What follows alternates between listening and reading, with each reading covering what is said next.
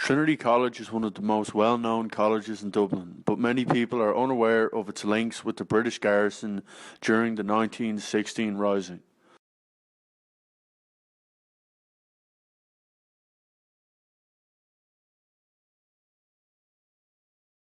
Trinity College historian John Gibney tells how a British soldier was killed on the premises. It was a fellow called Smith who was a private, as I recall. There were a number of individuals killed in fighting in the vicinity who were buried on the campus. Smith is one of them. His grave is marked on in the car park. There was at least one other soldier whose name escapes me, and they would have been buried in the cricket pitch, which is behind us over here. And then a guy called Gerald Keogh, who was a messenger, a member of the Irish Volunteers, who was cycling past the front of the campus when he was shot by snipers on the roof. Now, I should say that it wasn't just British soldiers or Irish soldiers who were involved in this, because when the Rising broke out, there were huge numbers of imperial troops from the British Empire and the Commonwealth in Europe fighting in the First World War. Lots of them were in leave in Dublin. So the guys who were, acting as snipers on the roof of the West Front, which overlooks College Green, these would have been South African troops, Australian troops, some New Zealanders, Anzacs, and some of them were the ones who killed this guy, Gerald Keogh. His body was brought into the Provost House, left there for a couple of days, and then eventually buried temporarily on the cricket pitch. The bodies were reinterred elsewhere, so there is one memorial plaque to this soldier Smith. The precise details I can't remember right here and now, but he was killed outside. It wasn't the case that it was fighting on the campus or in the campus, or even in the immediate vicinity of the campus.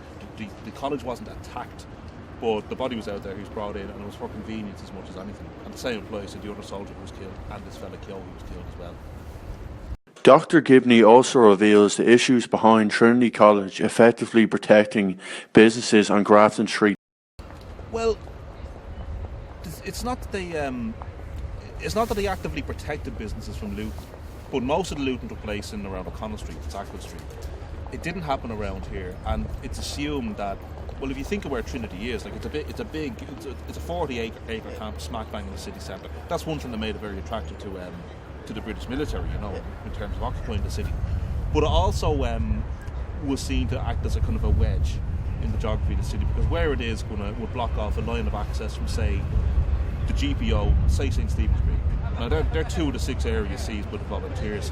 So we're seeing that the campus, its location kind of acted as a kind of deterrent to insurgent activity and looting in the vicinity.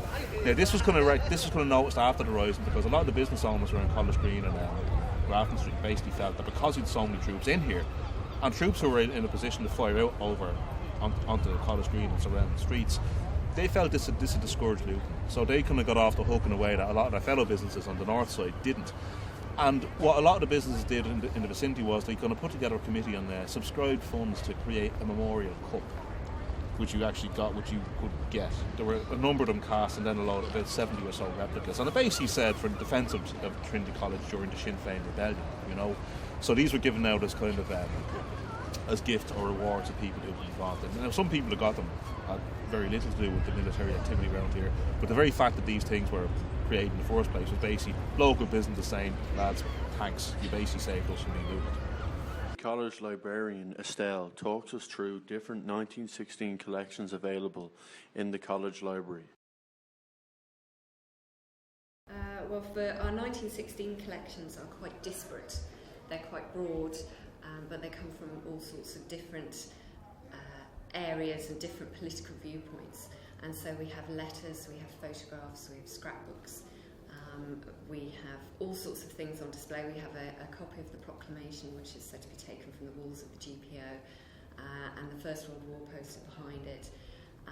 These items are on exhibition in the law room at the moment.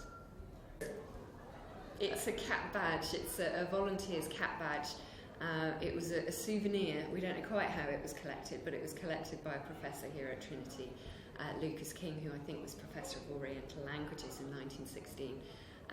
And he came by it in the August of 1916 and deposited it in the library.